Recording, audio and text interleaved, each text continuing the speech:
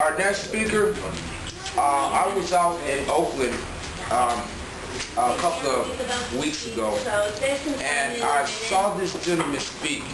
And believe me, when I first saw him, I thought I was looking at Indiana Jones, to tell you the truth. He had this big hat on, and believe me, when I got up and I heard this man speak, he motivated me to get up and do something. So ladies and gentlemen, one of the most renowned attorneys here in San Francisco and the Bay Area, I present to you James Anthony.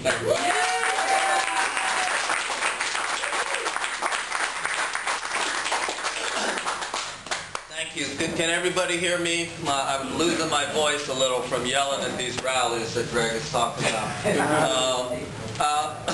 Thank you for inviting me over here. I really mainly wanted to come and hear Mr. Misha and everything that everybody in the room has to share.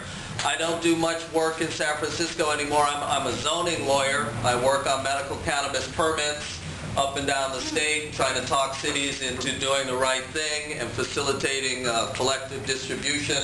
I did do a couple of permits in San Francisco a few years ago. I did NorCal on Ocean Avenue, and I think I also did Relief, which is moved right in here next door. So,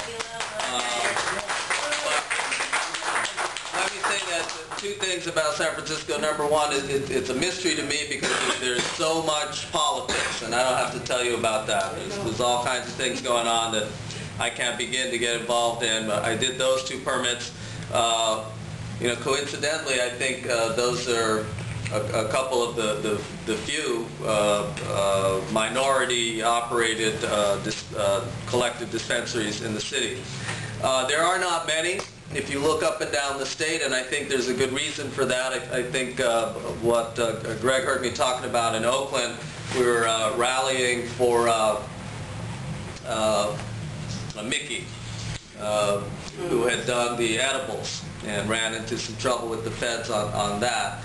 And I had just noticed a few summers ago when the feds came down very heavy and came in with a lot of indictments, that there did seem to be a disproportionate number of people of color being indicted compared to the very low numbers of people of color who are visibly in the kind of dispensary movement. And now maybe that's connected. You know, why would you stick your neck out that way, knowing that you're more of a target if you're a person of color or minority. I just want to say a few things about what I see happening statewide and maybe nationally to some extent right now. And that is a time of great uncertainty. I think those of us who've been around for a while, it's called an economic crisis when rich people lose money. Poor people ain't never got no money, so, it's hard for us to tell, really, well, there's a depression on this year. Well, we haven't had any money from 10 years ago, 20 years ago. It's always been a non-stop depression. But when rich people lose money, then there's a lot of excitement, and the government starts sending money to the banks, sending money to the automobile manufacturers, sending money, wherever they seem to think that it needs to go. Well, what that does is it creates a lot of uncertainty, both politically and even amongst the voters, so that it's possible that there's some flexibility that we can take advantage of. Now, we have to do what we always do, which is organize. We have to continue to do our community organizing, which, as we know, means constant investigation, asking questions, listening, thinking. In the way I was brought up in community organizing, we do not have any permanent friends or any permanent enemies. So we take our politicians on a case-by-case basis.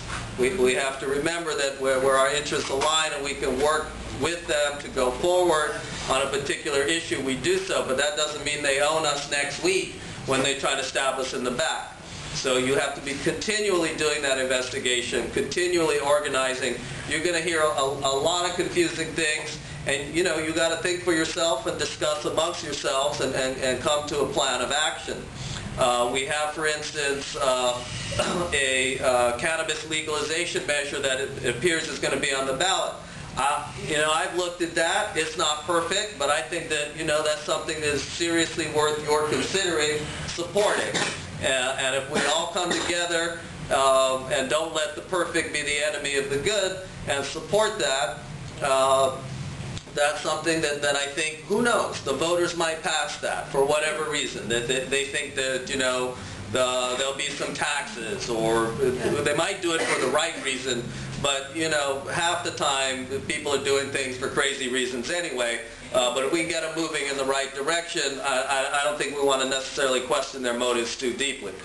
I notice also, city by city, there are cities now that are looking for medical cannabis dispensing regulations that I thought, it'll be at least another 2 years, maybe 5 years, maybe 10 years. San Jose came out of nowhere at the end of last year and appears to be headed towards some kind of regulation. Stockton.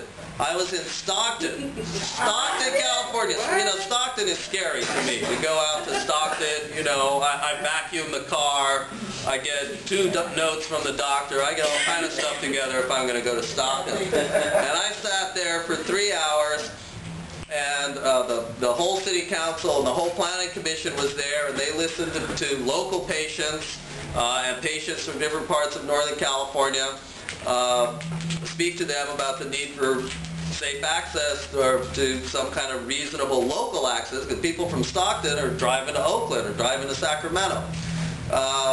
And, at the end of that, I thought it was going to be the usual kind of political thing where they were going to argue and vote and, punt and have a moratorium and wait another 9 months. And instead what they did was all 7 members of the city council just kind of waved their hands and said, yeah, okay, well, let's get staff to write an ordinance and send it to the planning commission. Now, I wish I could say that this was because there's been a sudden overflowing joy, compassion, and openness in the hearts of politicians in places like San Jose and Stockton. I think the reality is that, number one, they realize that we are not going to go away. Yeah. There are 20 dispensaries in San Jose. There you go. There were none 6 months ago. And those people are not going to go away. They're not going to hide. They're not going to run scared. And so the city has very limited options. They can try to control it and regulate it, and probably they will try to tax it. Or they can waste money on cops and lawyers trying to chase it away, and it's never going to go away. So at least maybe, if not heart-opening compassion, maybe they're having a little brain-opening rationality, and maybe they got a hole in their pocket, and they're thinking that, at least they can stop wasting money, and maybe they can make a little money. And that, I think, is also part of the allure of the statewide initiative of legalization. That also includes the ability for cities, on a city-by-city basis, to allow adult use, distribution, and sales, and to tax and regulate that. In fact, that initiative is called Tax and Regulate 2010. So I invite you to check out their website. Of course, keep doing the great work that you're doing in San Francisco, which I look forward to hearing more about. And if you're able to get out to some of these other cities, or you know people in some of these other cities, then please support them in any way you can. Thank you.